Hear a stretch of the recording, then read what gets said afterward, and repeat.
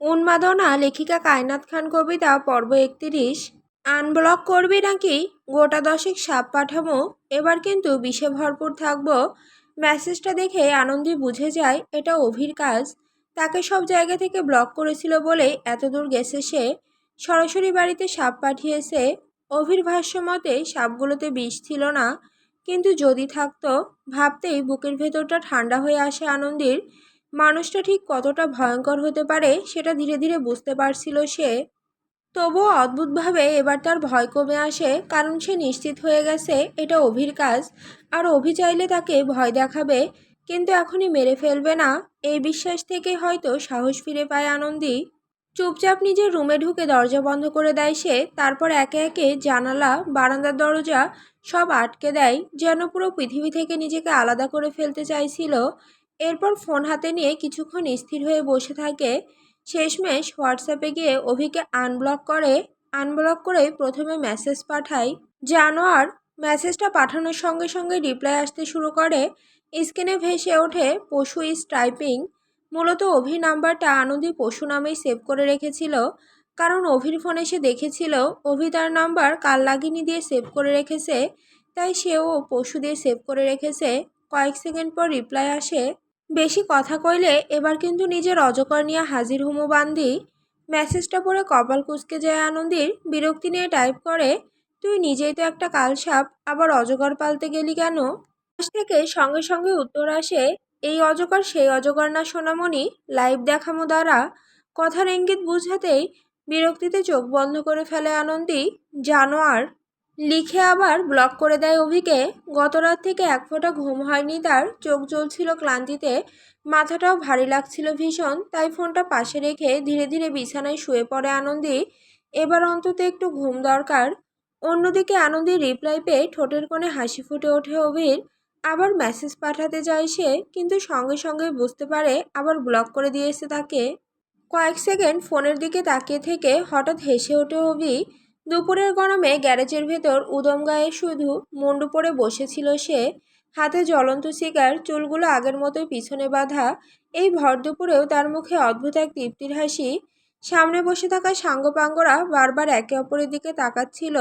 অভির এই হাসির কারণ কেউ বুঝতে পারছিল না, তাই শেষমেশ সবাই চুপচাপ গালে হাত দিয়ে বসে শুধু তার দিকে তাকিয়ে থাকে। কিন্তু এত গরমে কিভাবে হাসছে সে? গ্যারেজের ভেতরটা তখন ধোঁয়ার গরমে ভারী হয়ে আছে। পুরনো ফ্যানটা কটকট শব্দ তুলে ঘুরছিল মাথার ওপর, কিন্তু তাতে গরম কমার বদলে যেন বিরক্তি বাড়ছিল আরও। অভি মাচাতে আধশোয়া হয়ে বসে ফোন স্ক্রল করছিল, ঠোঁটের কোণে অদ্ভুত এক চাপা হাসি। ঠিক তখনই পাশ থেকে কবি দীর্ঘশ্বাস ফেলে নাটকীয় গলায় বলে ওঠে, প্রেম প্রেম ভাব প্রেমিকার অভাব। কথাটা শুনেও ফোন থেকে চোখ তোলে না অভি। আঙুল চালাতে নির্লিপ্ত স্বরে বলে, আর কয়টা প্রেম করবি তুই? তার কথা শেষ হতেই ডিজে শহীদুল গলা খাকারি দিয়ে সামনে ঝুঁকে আসে, চোখে মুখে দুষ্টু হাসি। ওর প্রেম আর পাত দুইটাই এক ভাই। গ্যারেজের সবাই কৌতূহলী হয়ে তাকায় তার দিকে। শহীদুল এবার সিগারেট টান দিয়ে গম্ভীর মুখে বলে, ফুট কইরা আসে ফুট কইরা চইলা যায়। এক সেকেন্ডের নীরবতা, তারপর পুরো গ্যারেজ ফেটে পড়ে হাসিতে। অস্ত্র মামুন হাসতে হাসতে মাথা নিচু করে ফেলে, নোভেল হাঁটুতে চাপড় মারে। ঘাতক সুমন্ত দেওয়ালে মাথা ঠেকিয়ে হাসছিল, কিন্তু কবির মুখ মুহূর্তে কালো হয়ে যায়। সে ধীরে ধীরে উঠে দাঁড়ায়, তারপর কোমরে হাত রেখে বিরক্ত চোখে তাকায় ডিজে শহীদুলের দিকে। উফ, জাউরা ছেলে একটা। তার কণ্ঠে সেই চিরচেনা মেয়েলি টান। এত জ্বালাই এরা। উফ বাবা, মরে যাই মরে যাই। বলতে বলতে নাটকীয় ভঙ্গিতে নিজের বুক চেপে ধরে কবি। আর তাতেই আবারও হাসির রোল উঠে চারিপাশে। কবির এই স্বভাবটা সিন্ডিকেটের বেশিরভাগ মানুষের কাছেই বিরক্তিকর, বিশেষ করে স্মার্ট নোবেলের কাছে। নোবেলের মাঝে মাঝে সত্যি ইচ্ছে করে কবিকে ধরে ঝাঁকে তার এই মেয়েলি ভাবটা বের করে দিতে, কিন্তু পারে না। কারণ একটাই, কবি অভির পছন্দের মানুষ, আর অভির পছন্দের কাউকে অপমান করার সাহস এই দলে কারো নেই। তাই সবাই বিরক্তি চেপে তাকে সহ্য করে যায়। অভি অবশ্য এসব দেখে শুধু চুপচাপ হাসে। ফোনের স্ক্রিনে চোখ রেখেই সিগারে ধোঁয়া ছাড়ে ধীরে ধীরে। গ্যারেজের এই বিশৃঙ্খল পাগলাটে পরিবেশটাই যেন তার সবচেয়ে আপন জায়গা। কিছুক্ষণ চুপচাপ বসে থাকে অভি। ফোনের স্ক্রিনে চোখ থাকলেও মাথার ভেতর অন্য কিছু চলছিল স্পষ্ট। তারপর হঠাৎই সোজা হয়ে বসে নিচু গলায় বলে ওঠে, আমার 20টা নতুন সিম লাগবো আর কয়টা ফোনও এখনই। কথাটা শুনে সবাই একে অপরের দিকে তাকায়, কেউ ঠিক বুঝতে পারে না হঠাৎ এতগুলো ফোন আর সিম দিয়ে কি করবে অভি। তবে একটা বিষয় সবাই ভালো করেই জানে, অভি যখন শান্ত গলায় কিছু চায় তখন ব্যাপারটা জরুরি হয়, খুব জরুরি। তাই আর কেউ প্রশ্ন করে না, যার যার ফোন বের করে সামনে এগিয়ে দেয় সবাই। কারো ফোনে দুটো সিম, কারোটাই একটা। নোবেল তো তড়িঘড়ি করে গ্যারেজের বাইরে চলে যায়। কিছুক্ষণ পর ফিরে আসে পাশের চায়ের দোকানদার রহিম কাকা আর তেলে ভাজার সমরেশ দাদার ফোন নিয়ে। মুহূর্তের মধ্যেই সামনে ছোটখাটো মোবাইলের স্তূপ জমে যায়। অভি একবার চারপাশে তাকিয়ে ঠোঁটের কোণে হালকা হাসি টানে, তারপর একটার পর একটা ফোন হাতে তুলে নিতে শুরু করে। ওদিকে দীর্ঘ ক্লান্তির পর সবেমাত্র ঘুমের ভেতর ডুবে যাচ্ছিল আনন্দী, চোখ বন্ধ হয়ে আসছিল ধীরে ধীরে। ঠিক তখনই ফোনের তীক্ষ্ণ রিংটনে ধরফরিয়ে উঠে বসে সে। বিরক্তি নিয়ে ফোনের দিকে তাকায়, অচেনা নাম্বার। কিছুক্ষণ দ্বিধা করে কল রিসিভ করতেই বুকের ভেতরটা ধক করে ওঠে। অভি। ওপাশ থেকে কর্কশ সেই কণ্ঠ পরিচিত কণ্ঠে ভেসে আসে, আনব্লক কর। কল কেটে যায়, কয়েক সেকেন্ড পর আবার ফোন বাজে। আরেকটা নতুন নাম্বার। রিসিভ করতেই আবার জলদি কর, আনব্লক কর। আবার কল কেটে যায়, তারপর আবার আরেকটা নাম্বার। ফোন অফ করবি না, খবর আছে।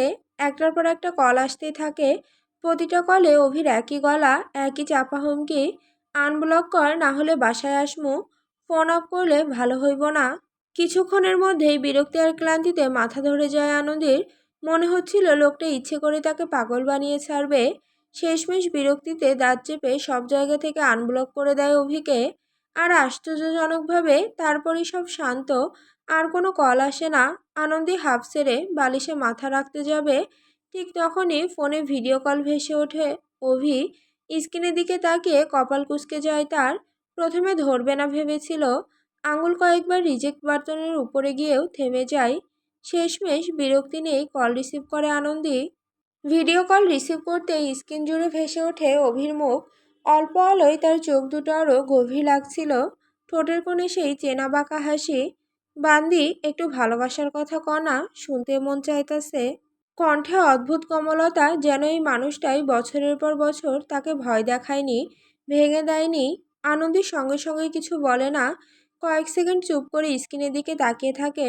তারপর ধীরে খুব শান্ত গলায় বলে, এভাবে ফোনে বললে হবে? আপনি আসুন, সামনে দাঁড়িয়ে বলবো। কথাগুলো শুনে যেন শরীরের ভিতর বিদ্যুৎ খেলে যায় অভির। এতক্ষণ এলিয়ে থাকা মানুষটা মুহূর্তেই সোজা হয়ে বসে পড়ে, চোখে চাপা উন্মাদনার ঝিলিক। এখনই আসতাছি। হঠাৎ আবার কপাল কুঁচকে যায় তার। কিন্তু এই রেহমান ডাকাত? আনন্দী ঠান্ডা স্বরে উত্তর দেয়, বাসায় কোনো পুলিশ নাই, সবাই কোথায় যেন গেছে। এই এতটুকু আশ্বাসই যথেষ্ট ছিল। অভি আর এক মুহূর্ত নষ্ট করে না, ফোন কেটে তড়িঘড়ি উঠে দাঁড়ায়, মুন্ডুর গিট শক্ত করে বেঁধে বাইকের চাবি তুলে নেয়। কয়েক সেকেন্ড পরই রাতের নিস্তব্ধতা ভেদ করে তার বাইকের শব্দ মিলিয়ে যায় দূরে। আজ তার বান্দি নাকি তাকে ভালোবাসার কথা বলবে। অন্যদিকে ফোনটা নামিয়ে দীর্ঘক্ষণ স্থির হয়ে বসে থাকে আনন্দী। ঘরের বাতাসটাও কেমন ভারী লাগছিল, বুকের ভেতর অদ্ভুত অস্বস্তি জমছিল ধীরে ধীরে। কাল থেকে অভির আচরণে অস্বাভাবিক একটা পরিবর্তন। যে মানুষটা এত বছর ধরে তাকে ভয় দেখিয়েছে, অপমান করেছে, নিজের রাগ আর বিকৃত আসক্তি দিয়ে তিলে তিলে তাকে শেষ করে দিয়েছে, সে হঠাৎ এত নরম কেন, এত শান্ত কেন? অভির মতো মানুষ কি সত্যি বদলায়, নাকি এই কমলতার আড়ালে লুকিয়ে আছে আরও ভয়ঙ্কর কিছু? প্রশ্নগুলো মাথার ভেতর ঘুরপাক খেতে খেতেই আচমকা মনে পড়ে যায় পুরনো সেই ঘটনার কথা। 2022 সাল, যে বছরটা তাদের দুজনের জীবনকেই অন্যদিকে ঘুরিয়ে দিয়েছিল। সেদিন দুপুরে ক্লাস শেষ করে মেডিকেলে গেছিল সে এবং তার বেস্ট ফ্রেন্ড স্নেহা। এরপর স্নেহা ভিতরে চলে যায়।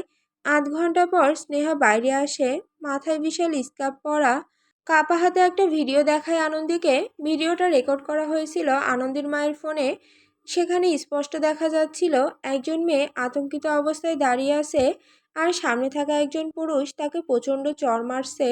ভিডিওটা ঝাপসা ছিল, কিন্তু একটা জায়গা একদম পরিষ্কার, সাদা অ্যাপ্রনের সঙ্গে ঝুলে থাকা আইডি কার্ড, ডক্টর অভি ফার্সি। ভিডিওটা দেখে প্রথমেই থানায় যেতে চেয়েছিল আনন্দী, কিন্তু স্নেহা তাকে থামিয়ে দেয়। সে বলেছিল, পুলিশে গেলে আমার প্রেগনেন্সির কথাও বের হয়ে যাবে, মানুষ আমাকে দোষ দেবে, ওকে না। তখন মানসিকভাবে ভেঙে পড়েছিল আনন্দী। মাথা কাজ করছিল না ঠিক মতো, কি ঠিক কি ভুল বুঝে ওঠার অবস্থায় ছিল না সে।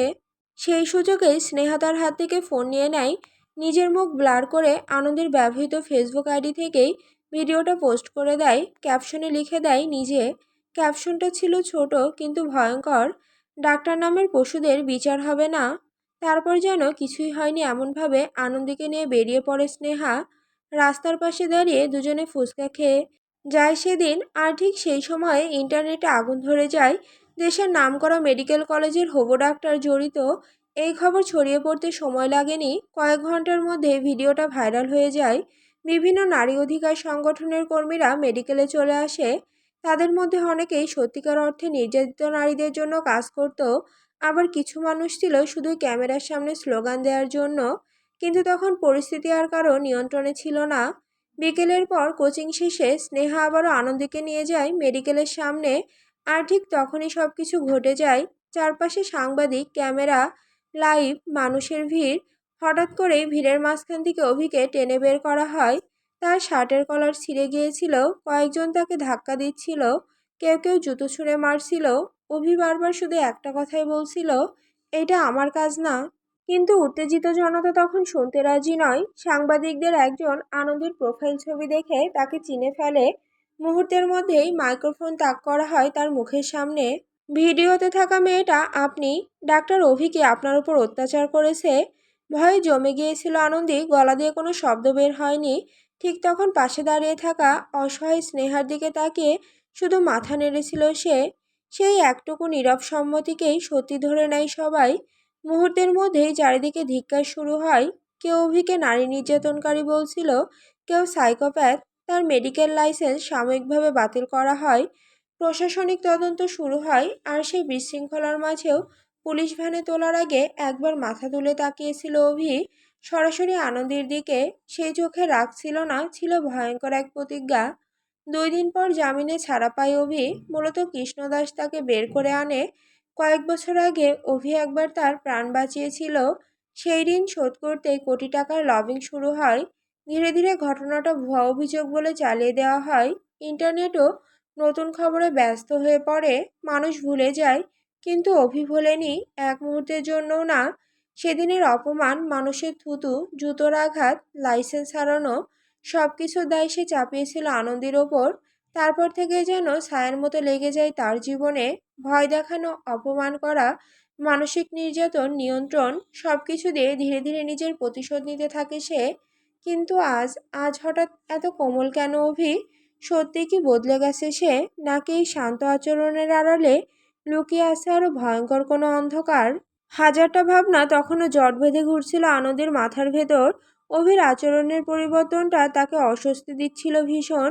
মানুষটা কি সত্যি বদলেছে, নাকি আবারও কোনো নতুন খেলা খেলছে? কিছুই বুঝে উঠতে পারছিল না সে। ঠিক তখনই ফোনটা কেঁপে ওঠে, স্ক্রিনে ভেসে ওঠে অভির নাম। কয়েক সেকেন্ড চুপচাপ তাকিয়ে থাকে আনন্দী, তারপর ধীরে কল রিসিভ করে। ওপাশ থেকে অভির কণ্ঠ ভেসে আসে অদ্ভুত কোমলতায়, আয়শা গেছি। শব্দ দুটো এতটাই স্বাভাবিক ছিল যে মুহূর্তের জন্য মানুষটাকে অন্যরকম মনে হচ্ছিল। আনন্দী ধীরে বেলকনিতে চলে যায়। বিকেলের বাতাসে তার চুলগুলো উঠছিল হালকা করে। নিচের রাস্তাটা প্রায় ফাঁকা। সে নিচে তাকে শান্ত গলায় বলে, পশ্চিম দিকের বেলকনির সামনে আসেন।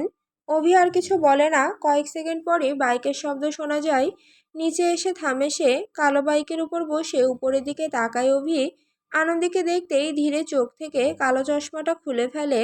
তারপর ঠোঁট বাঁকিয়ে বলে, জলদি কও ভালোবাসার কথা। উপরে দাঁড়িয়ে আনন্দী কিছুক্ষণ চুপচাপ তাকিয়ে থাকে তার দিকে।